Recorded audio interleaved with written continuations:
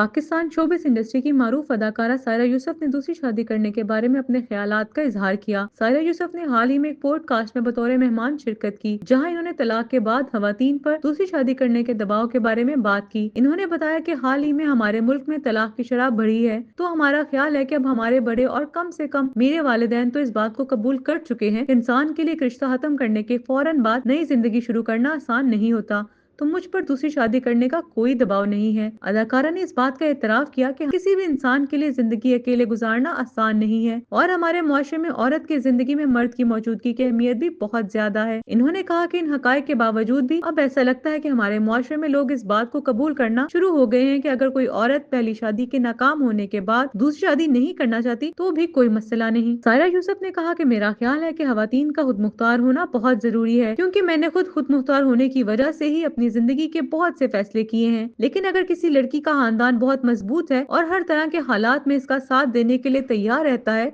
तो फिर कोई मसला नहीं है, क्योंकि लड़की को वालिद का साथ मुयस्सर होता है, लेकिन हर लड़की का खानदान मजबूत नहीं होता। इसलिए लड़कियों का खुद मुख्तार होना बहुत जरूरी है।